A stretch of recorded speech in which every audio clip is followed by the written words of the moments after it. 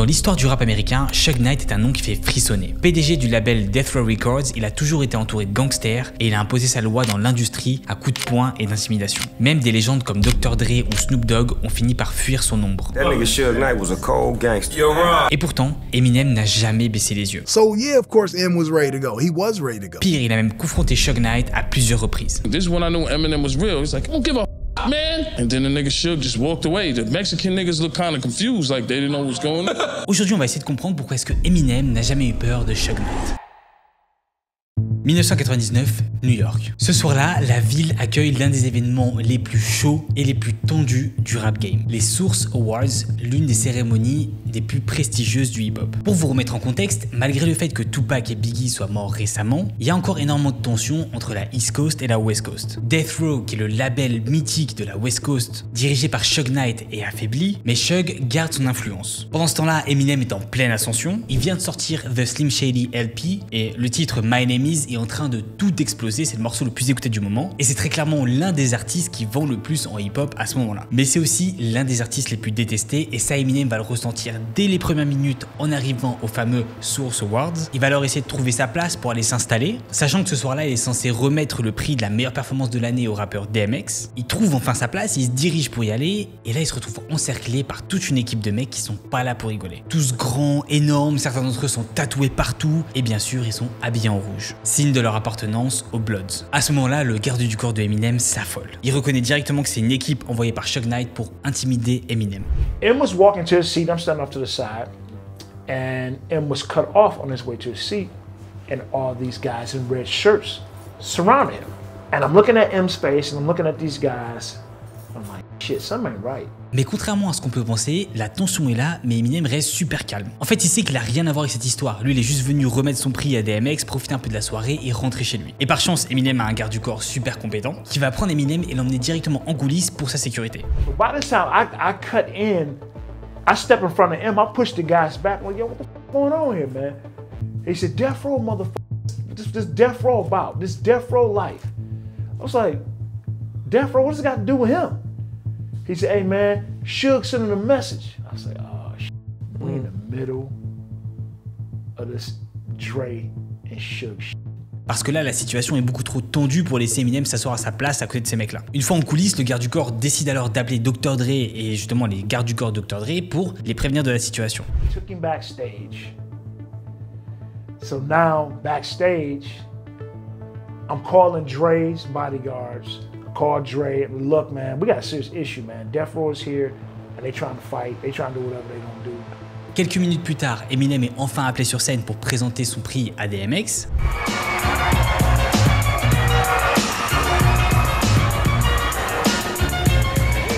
Hello. And the Source Award for Best Performance goes to...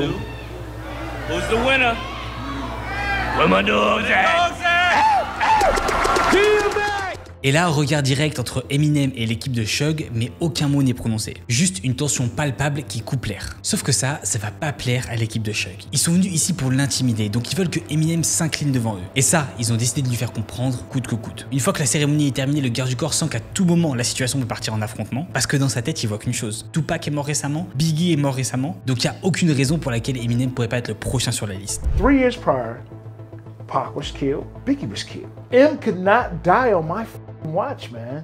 Sa stratégie est donc simple, il va appeler le chauffeur de limousine d'Eminem et lui dire de l'attendre devant la sortie de la cérémonie. Comme ça, il prend Eminem et il se casse au plus vite. Il appelle donc le chauffeur et lui dit qu'il sera là dans 5 minutes, donc faut qu'il se tienne prêt, sauf que les choses sont pas passées comme prévu. En sortant de la cérémonie, le garde du corps d'Eminem voit la voiture au loin partir. Bon, là on peut se dire c'est pas si grave que ça, il suffit d'attendre un peu, elle va faire demi-tour et elle va revenir. Sauf que c'est pas si facile que ça, là ils ont pas le temps, parce qu'en se retournant, ils voient l'équipe de Suge juste derrière qui sont en train de les suivre. Et ils voient directement dans leur regard qu'ils sont là pour un affrontement. Limo, Death Row is still sitting out there waiting for us. Call the limo, tell the limo pull up. We'll be out in 5 minutes. The limo pulls up. We're trying to get to the seat of the crowd. We're coming out. The limo's pulling off as we're coming out. Death Row's behind us. So I'm like, shit.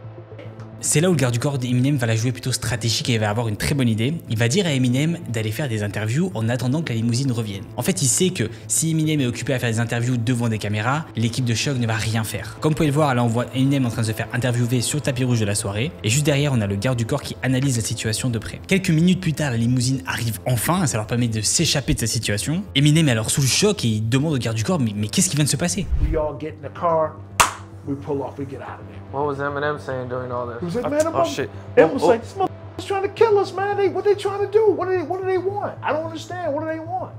I say, hey, man, they want you to sign with them instead of being with Dre. But of course, you guys knew that at the time? No, that's what we found out that day. Bon, tout ça c'est bien, mais je vous ai pas expliqué pourquoi est-ce que l'équipe de Suge en voulait autant à Eminem. Et si vous aussi vous êtes un artiste ou un manager d'artiste complètement perdu dans votre carrière musicale, que vous voulez sortir un projet, un EP, un single ou un album, mais que vous savez pas par où commencer, vous savez pas comment vous faire connaître, j'ai fait quelques vidéos gratuites sur mon site qui vont absolument tout vous expliquer. Donc si vous êtes intéressé, il y a le lien en description juste en dessous. Et ben pour comprendre cette histoire, il faut remonter au milieu des années 90. Death Row Records domine l'univers musical de la West Coast avec notamment ça. It's like this and like that and like this and it's like that and like this and like that and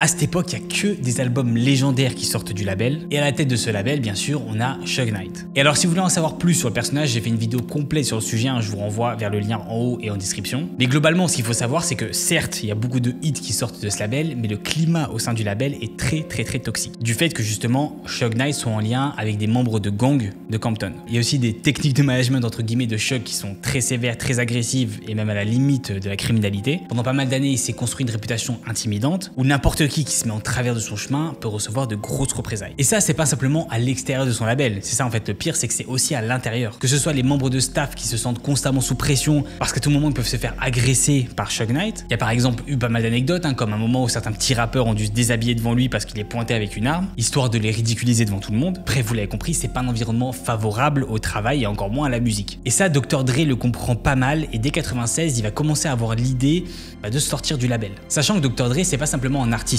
C'est un ingénieur son, un superviseur, un directeur artistique, un producteur. Bref, c'est vraiment l'homme à tout faire du label. Et en fait, perdre Dr. Dre, c'est comme perdre toute la touche musicale qui rend le label Death Row aussi original. Et comme je vous l'ai dit, la raison pour laquelle il a envie de partir, c'est parce qu'il se sent pas en sécurité dans ce climat, dans ce label. Lui, de base, il voulait juste partager sa musique et il se retrouve dans des histoires criminelles, dans du chaos constant. Et c'est pour ça qu'il décide de prendre la décision très dure, mais qui est plus que nécessaire, de quitter ce label et d'aller fonder en 1996 son propre label qui s'appellera Aftermath. Sauf que comme vous pouvez l'imaginer, Suge va très mal le prendre. Il va se sentir trahi par ses décisions. Alors au début, le label a du mal à décoller, même si Dr. Dre est quand même très bien entouré avec Jimmy Iovine, donc un grand producteur de Interscope, mais il n'arrive pas à trouver des artistes qui peuvent marquer l'histoire comme il avait à Death Row par exemple. Donc Suge, voyant justement la défaite de Dr. Dre en ayant quitté le label, il se dit moi je suis tranquille et il se sent encore plus invincible. Ça va encore plus renforcer en quelque sorte son ego qui était déjà énorme, mais ça c'est sans compter quelques temps plus tard, quand Dr. Dre et justement Jimmy Iovine tombent sur la maquette d'un jeune rappeur blanc de Détroit et c'est alors l'électrochoc pour Dre et Jimmy Iovine. Ils se disent mais qu'est-ce que c'est que cette dinguerie? Et ben cette dinguerie elle s'appelle Eminem. Un jeune rappeur qui a la rage, qui vient des quartiers les plus chauds de Détroit, qui a une vie catastrophique avec une mère droguée, qui vit dans le chaos constant, mais justement qui s'est nourri de tout ça pour écrire ses propres textes qui sont poignants et au fur et à mesure des années il a développé son style dans la scène underground de Détroit où il était constamment en train de devoir prouver son talent. Dr. Dre est alors sous le charme et décide de prendre le risque de signer Eminem dans son label Aftermath. Eminem devient donc la star de Dr. Dre, il devient son protégé, son joyau. Et c'est ensemble que le 23 février 1999, ils vont sortir The Slim Shady LP, qui va directement se classer au 2e au Billboard, avec le fameux son phare My Name Is. Hi, my name is what? My name is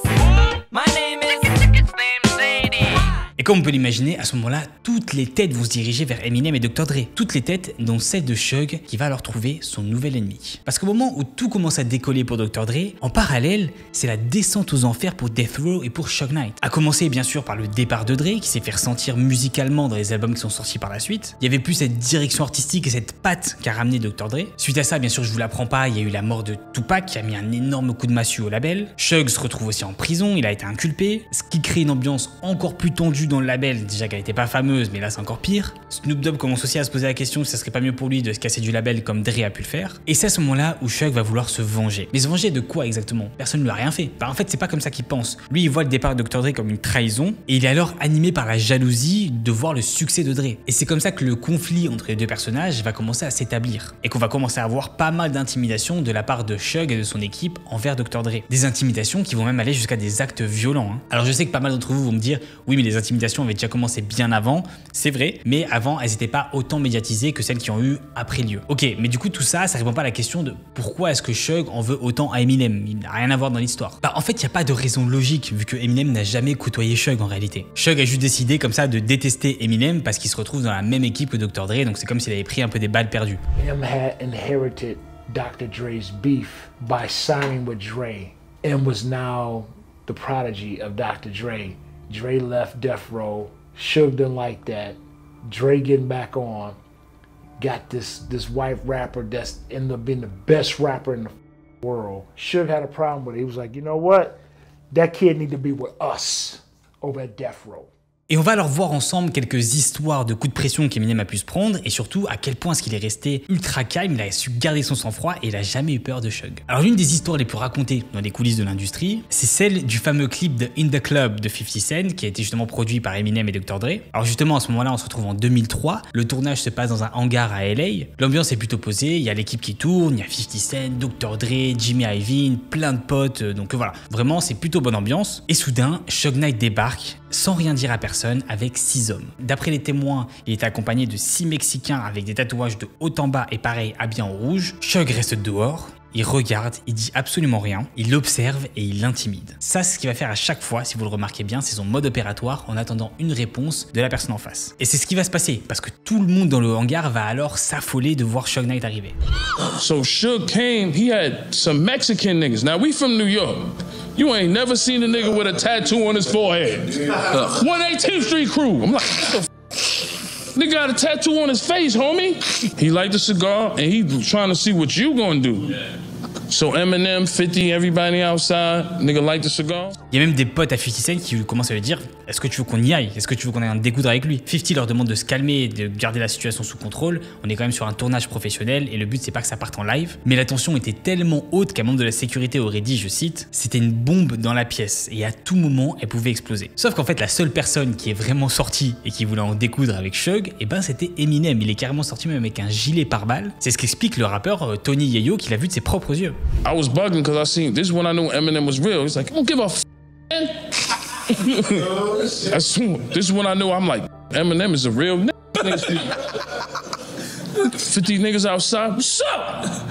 And then the Suge just walked away. The Mexican looked kind of confused, like they didn't know what's going on. Comme vous pouvez l'imaginer, c'est à ce moment-là où Eminem a gagné un énorme respect auprès de ses potes rappeurs, vu que justement il a montré qu'il avait pas du tout peur de Suge. Bon finalement, vu que personne n'a vraiment réagi, Suge a écrasé son cigare et il est parti. He from Detroit. He from Detroit, man. He's from 8 Mile, bro. And I don't know, 20, 30 minutes ago, we talked about all his niggas. So, yeah, of course, M was ready to go. He was ready to go. But Dre wasn't having that. Jimmy Iovine was on set, too. Jimmy wasn't having that. Et d'ailleurs, il y a une interview super drôle où 50 Cent raconte justement ce qui s'est passé quelques temps plus tard. He came, it was like, Suge's outside! Suge's outside! Everybody like, he was running, dropping shit. Like, man, everybody going, I'm in front of the camera like this.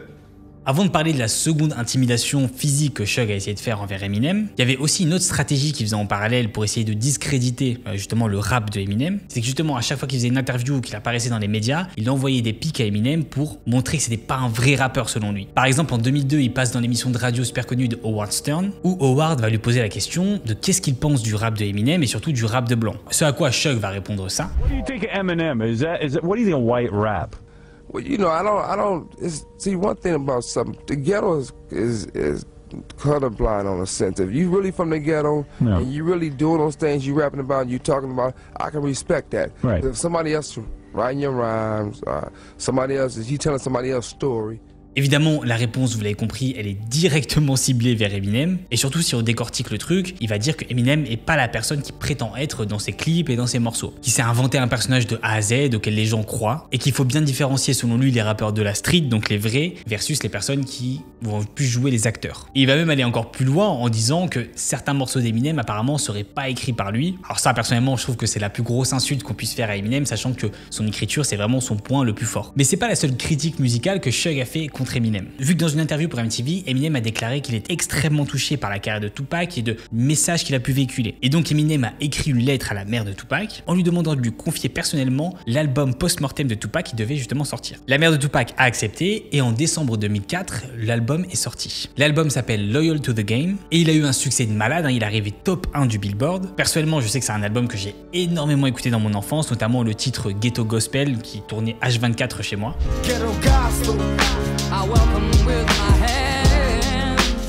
Donc c'est un album qui a eu énormément de résonance dans le monde du hip-hop, mais encore une fois, il y a une personne que vous connaissez bien qui va pas être content. Vu que dans une interview de l'humoriste Kate Williams, qui va interviewer justement Suge Knight, qui lui se retrouve en prison, Suge Knight va dire ça. There was only one Tupac project that ever flopped before, and that's the one Eminem did.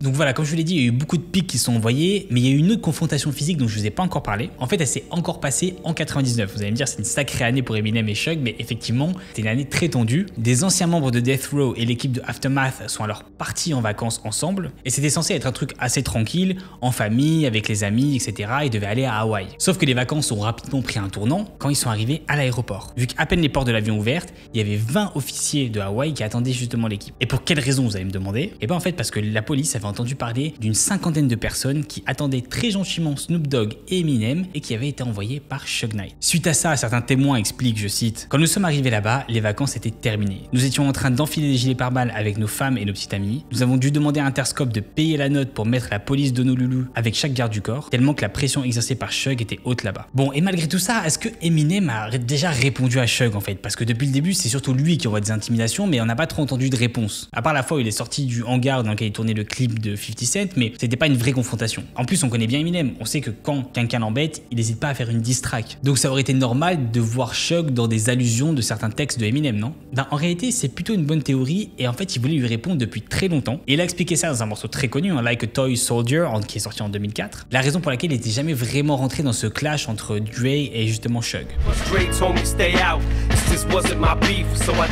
Donc vous l'avez compris, depuis le début, c'était Dre qui lui disait de rester en dehors de cette embrouille pour pas être affilié à tous les problèmes de Suge. Donc depuis 2004, on n'a rien entendu entre les deux, sauf qu'il y a un truc qui est sorti très récemment, donc c'était carrément en janvier 2025, il y a même pas quelques mois, où en fait il y a un vieux morceau d'Eminem qui a fuité, un morceau qui date de 2003 qui s'appelle Smack You, et dans ce morceau, Eminem va tirer à bout portant sur le rappeur Ja Rule et sur Suge Knight. Et là, il va pas y aller de main morte, il va carrément dire ça.